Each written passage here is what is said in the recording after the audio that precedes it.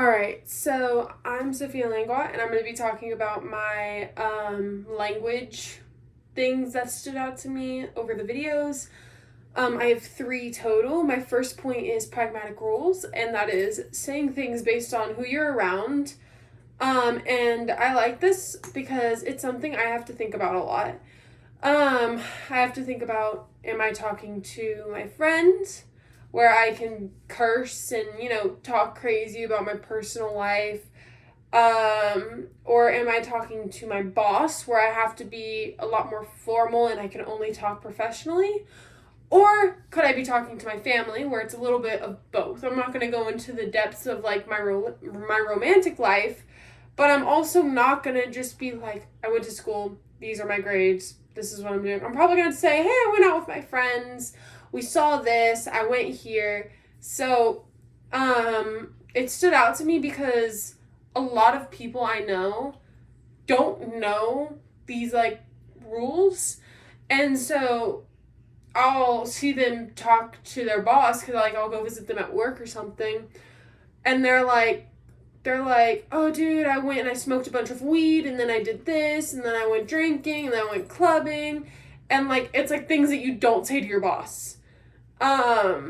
And like I'll see friends talk to their family and they'll tell them, oh, I went out with this guy, me and him went super hard and like we went partying and then we went back to my place. I'm like, you don't tell that to your mother.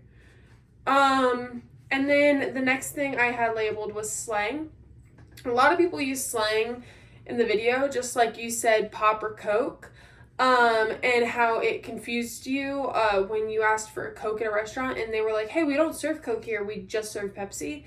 And I thought it was accurate because when you're trying to make a speech, people are probably going to be from different places. So when you say one thing, it could mean a completely different thing. Like in Texas, we say that we need pop or Coke.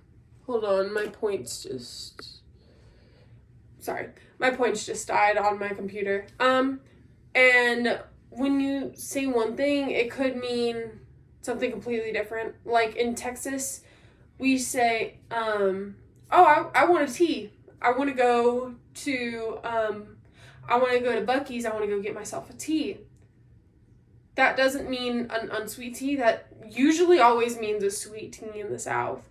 Or how we say y'all or ain't. We say things like that which can confuse Northerners or someone from Canada or someone from Spain or whatever.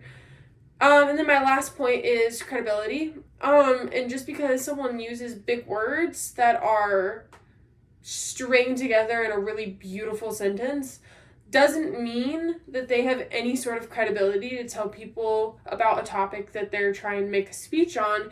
It just means that they can use big words. And that stood out to me a lot because I know a lot of people that just pick up the first thing they read or the first thing they see and they're like, I'm gonna roll with this. I think this is super accurate. Have I fact checked it? No, I just kind of wanted to roll with it. And I don't want to be that person. And I'm going to make sure I cite from a known credible source. And if I don't know what I'm talking about, I'm just going to acknowledge that I don't know what I'm talking about in order to not misinform a group of people. But that is my 3 rules, and bye.